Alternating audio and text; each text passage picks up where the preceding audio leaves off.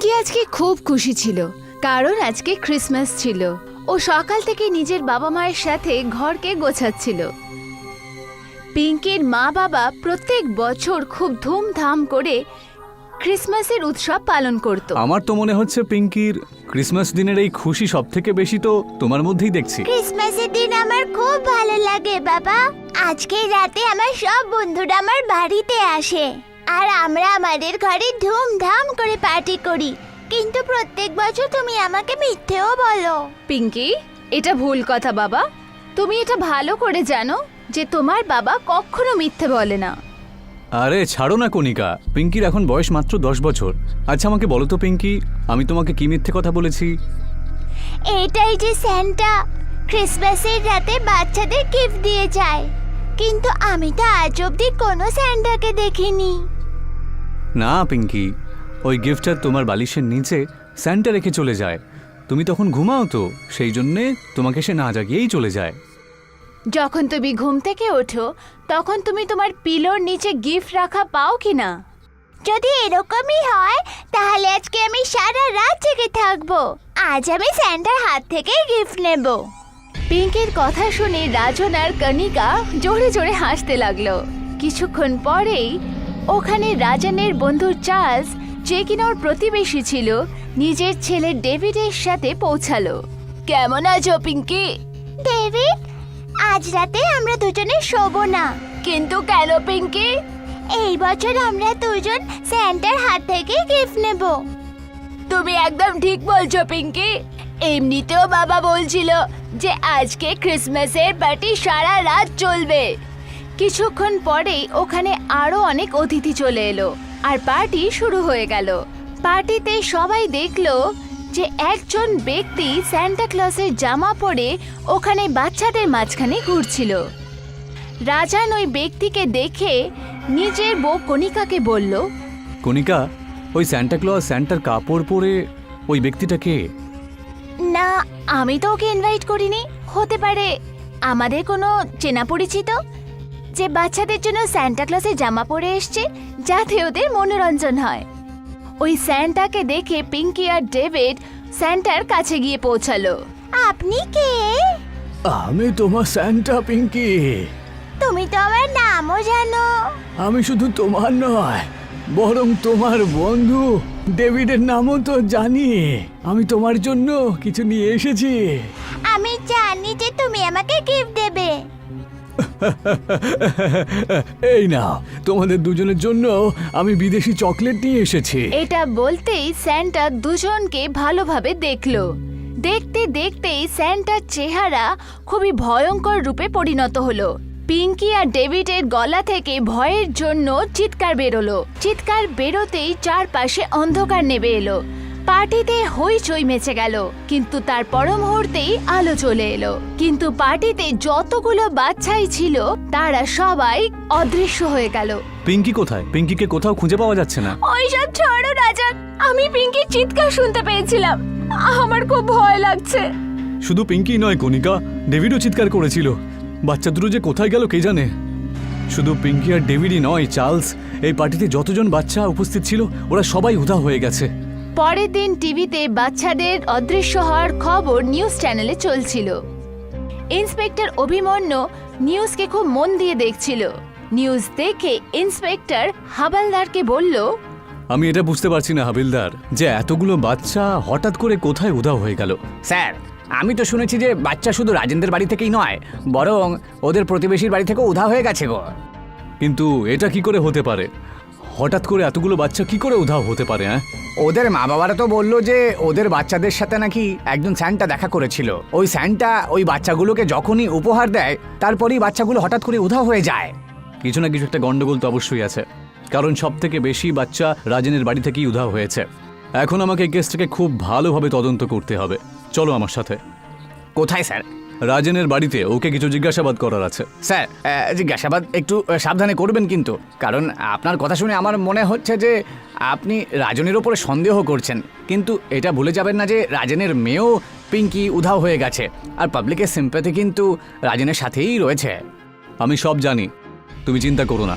আমার পুরো বিশ্বাস আছে যে এই বাচ্চাগুলো উদা হওয়ার পেছনে কোনো না কোনোভাবে এই রাজনের সাথেই লিঙ্ক রয়েছে। কিন্তু স্যার এই সময়ে বাইরের আবহাওয়ার অবস্থা খুবই খারাপ, তার উপর বৃষ্টিও হচ্ছে, ঠান্ডায় আমার অবস্থা খারাপ হয়ে যাচ্ছে, তাই না? রাজনের বাড়িতে বরং আমরা কালকে সকালে যাব। না হাবিলদার, আমাকে এক্ষুনি এই মুহূর্তে রাজনকে জিজ্ঞাসাবাদ করতে হবে। ইন্সপেক্টর অভিমন্যু জিপের ভেতরে বসে পড়ল। থানা থেকে রাজনের ঘরের রাস্তা একটা জঙ্গলের মধ্যে দিয়ে যেত। হঠাৎ করে রাস্তার মধ্যে ইন্সপেক্টর অভিমন্যুর জিপ বন্ধ হয়ে গেল। কি হলো স্যার, আপনি জিপটা থামালেন কেন? জিপটা থামায়নি হাবিলদার, এমনি এমনিই থেমে গেল। এ তো দেখছি পুরো মেঘনা চাইতেই জল স্যার। এই তুমি আজে বাজে কথা বলো না তো। এটা বলতে অভিমন্যু জিপ থেকে নেমে পড়ল। তখনই হঠাৎ ইন্সপেক্টর অভিমন্যুর নজর একটা পুরনো বাড়ির ওপর গেল। ইন্সপেক্টর অভিমন্যু দেখল যে ওই পুরনো বাড়ির ছাদে স্যান্টার মতো দেখতে একজন ব্যক্তি দাঁড়িয়েছিল, অদ্ভুতভাবে নৃত্য করছিল। হাবিলদার একবার সামনের দিকে তাকাও, আমি এক্ষুনি ওই ভাঙা বাড়িটার ছাদের ওপরে একজন স্যান্টাকে দেখলাম। কি আজে বাজে কথা বলছেন স্যার? এখন এই সময় আপনি সব জায়গায় স্যান্টাকে দেখতে পাচ্ছেন না? আমার কথাটা বিশ্বাস করো হাবিলদার। ইন্সপেক্টর অভিমন্যু এটা বলতেই তখনই কিছু বাচ্চার চিৎকার অভিমন্যু আর হাওয়ালদারের কানে এলো। মনে হচ্ছে ওই ভাঙাচোরা বাড়ির ভেতর যেতে হবে, আর মনে হচ্ছে আমাদের গাড়িটা সঠিক জায়গাতেই খারাপ হয়েছে। যাই হয়ে যাক না কেন, বাচ্চাগুলো এই ভাঙা বাড়ির ভেতরই রয়েছে, চলো যাই। এটা বলতে ইন্সপেক্টর অভিমন্যু হাওয়ালদারের সাথে ওই পুরনো বাড়ির দিকে দৌড়ে গেল। তখনই হঠাৎ দৌড়ে যাওয়া অভিমন্যুর পা থেমে গেল। ইন্সপেক্টর অভিমন্যুর সামনে ভয়ঙ্কর একটা দৃশ্য এলো। পুরনো বাড়ির মধ্যে অনেক বাচ্চা অজ্ঞান ছিল, আর দুটো বাচ্চার মাথা দেহ থেকে আলাদা হয়ে পুরনো বাড়ির ছাদে ঝুলছিল। আমি তো নিজের চোখকেই বিশ্বাস করতে পারছি না স্যার, যে আমি যা কিছু দেখছি সেগুলো সত্যি। এদের বাড়ির লোকেদেরকে এক্ষুনি ইনফর্ম করে দাও, ওদেরকে বলো যে ওদের বাচ্চাদেরকে পাওয়া গেছে, আর খোঁজ নাও যে এই যে দুটো বাচ্চার গর্দান এখানে ঝুলছে, ওদের মা বাবা কে। কিছুক্ষণের মধ্যে ওই সব বাচ্চার মা বাবা ওই পুরনো বাড়ির সামনে এসে পৌঁছালো। রাজেন আর চার্লস ফুপিয়ে ফুপিয়ে কাঁদতে থাকলো। আমার পিঙ্কি কার কি ক্ষতি করেছিল? আমার পিঙ্কিকে কেন মারা হলো?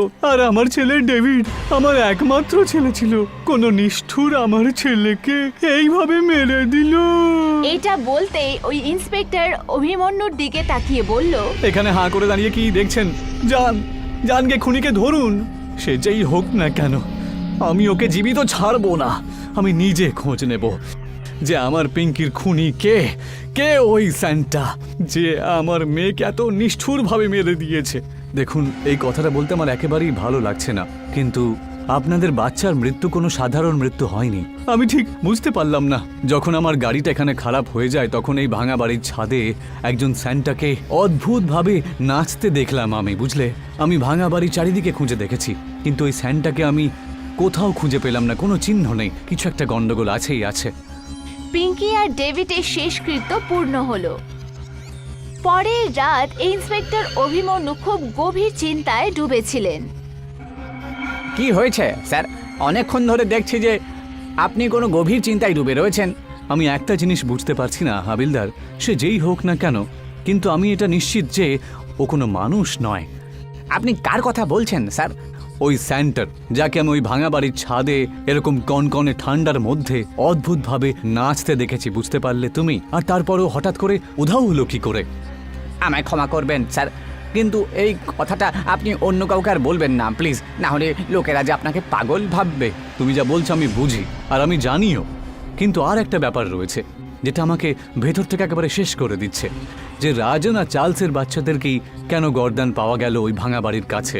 কারণ বাকি বাচ্চাগুলো তো ওখানে অজ্ঞান হয়ে পাওয়া গেছে, তাই না? ওদের কোনো ক্ষয়ক্ষতি হয়নি। এটা দেখে তো আমিও অবাক হয়েছিলাম বটে, কিন্তু এর মানেটা হলো যে সে যেই হোক না কেন, চার্লস আর রাজনের সাথে তার শত্রুতা অবশ্যই আছে। এখন সেটা তো চার্লস আর রাজেনই আমাদেরকে বলতে পারবে। চলো আমার সাথে। চার্লস রাজনের ঘরে রাজন আর কণিকার সাথে উদাস হয়ে বসেছিল। ওদের তিনজনের চোখে জল ছিল।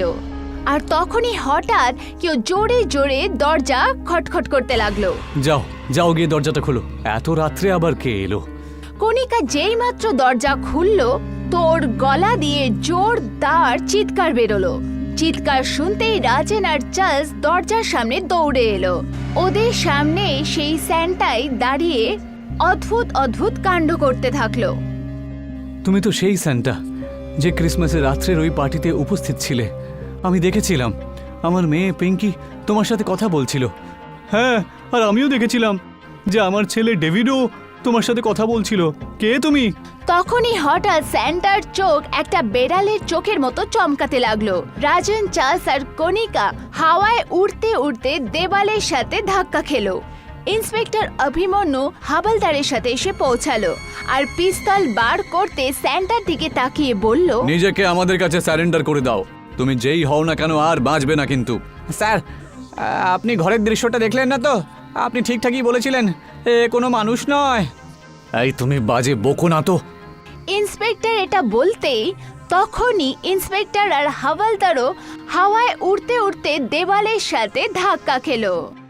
তখনই ওই স্যান্টার চেহারা দেখতে দেখতে একটা বুড়ো ব্যক্তিতে পরিবর্তিত হলো। ওই বুড়ো ব্যক্তিকে দেখে চার্লস আর রাজনের চোখ একদম অবাক হয়ে গেল। তুমি এটা কি করে হতে পারে? তুমি মরে গেছো, অনেক দিন হয়ে গেল। রাজন একদম ঠিক কথা বলছে। তুমি সে হতে পারো না। তুমি তো ভাঙা বাড়ি থেকে পড়ে মারা গিয়েছিলে, তাই না? তখনই ওই বুড়ো ব্যক্তির চেহারা দেখতে দেখতেই খুব ভয়ানক হয়ে গেল আর ওর চোখের থেকে রক্ত বইতে লাগলো আর ও একজন শয়তান বুড়োর মতো দেখতে হয়ে গেল। তোমরা দুজন একদম ঠিক কথা বলেছ, কিন্তু তোমরা পুরো সত্যিটা বললে না। ইন্সপেক্টর অভিমন্যু আর হবলদার অজ্ঞান হয়ে গেল, কিন্তু অজ্ঞান হওয়া অবস্থাতেও ওরা দুজনেই একই দৃশ্য দেখতে পেল। আর ওই দৃশ্য ছিল আজ থেকে 20 বছর আগেকার, যখন রাজন আর চার্লস 20 বছরের যুবক ছিল। আজকে ক্রিসমাসের পার্টিতে দারুণ হবে, বুঝলি তো? ঠিক কথাই বলেছিস। তোর তো এমনিতে মজা হবেই, কারণ আজকে রাত্রে পার্টিতে তোর বন্ধু কণিকা যে আসতে চলেছে।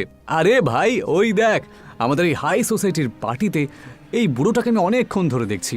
আর দেখ, ওর পাশে যে বাচ্চাটা দাঁড়িয়ে রয়েছে, কত নোংরা জামাকাপড় পরে রয়েছে। এটা তো আমাদের সোসাইটির পরিবেশ একবারে নষ্ট করবে। চত ওই বুড়ো আর বাচ্চাটাকে গিয়ে জিজ্ঞাসা করি যে ওরা দুজনের ভেতরে কি করে ঢুকলো। এটা বলতেই চার্লস আর রাজন ওই বুড়োর কাছে গেল। কি নাম তোমার? আমার নাম মোহনলাল বাবু। আরে সে তো ঠিক আছে, কিন্তু তুমি এখানে কি করছো? হ্যাঁ, তুমি কি জানো না নাকি যেটা তোমার জায়গা নয়? কিছুক্ষণের মধ্যেই এই বড় হলে পার্টি শুরু হতে চলেছে। এই হলো আমার নাতনি, আর আমরা এখান দিয়ে যাচ্ছিলাম তো তখন এই বাচ্চাগুলোকে দেখে জেদ করতে লাগলো যে আমিও স্যান্টার মতন জামা প্যান্ট পরবো আর আমিও স্যান্টা ক্লজ দেখব। আমি শুনেছি যে এই পার্টিতে অনেকে নাকি স্যান্টা হয়ে নাচানাচি করে, কিন্তু কিছুক্ষণ পরে আবার আমরা চলে যাব। আমার নাতনি স্যান্টাকে দেখে খুব খুশি হয়ে যাবে। আচ্ছা, তাহলে তোমার নাতনি স্যান্টা দেখার শখ রয়েছে, তাই তো?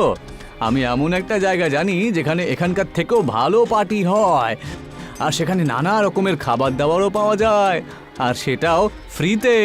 তাহলে তুমি আমাকে ওখানে নিয়ে যাবে? হ্যাঁ, নিয়ে যাবো তো। রাজন ওই বুড়ো ব্যক্তি আর বাচ্চাকে নিজের গাড়িতে বসিয়ে ওই পুরনো বাড়িতে নিয়ে গেল। সাহেব, এ তো ভাঙা বাড়ি। ওরে বোকা, এখানেই হলো তোর আসল জায়গা। বাবু, আমি একজন গরিব বুড়ো মানুষ। আমার নাতির মা বাবা অ্যাক্সিডেন্টে 1 বছর আগে মারা গিয়েছিল। আমাদের এখান থেকে যেতে দিন। আচ্ছা ঠিক আছে, তাহলে যা, ডাইরেক্ট নিচে চলে যা। রাজন ওই বুড়ো ব্যক্তিকে ধাক্কা দিয়ে দিল আর ওই বুড়ো ব্যক্তি একটা চিৎকারের সাথে মাটিতে পড়ে ওখানেই মৃত্যু হয়ে গেল।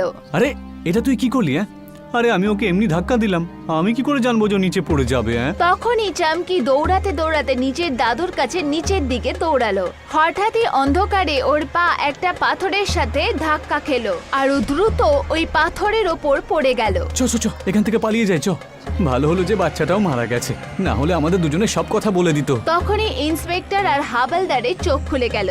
ওরা দুজনে দেখলো মাটিতে রাজন, চার্লস আর কণিকার কেটে যাওয়া দেহ পড়েছিল, আর ওখানে কোনো স্যান্টা ছিল না। ওই বুড়ো ব্যক্তির আত্মা নিজের বদলা নিয়ে নিয়েছিল।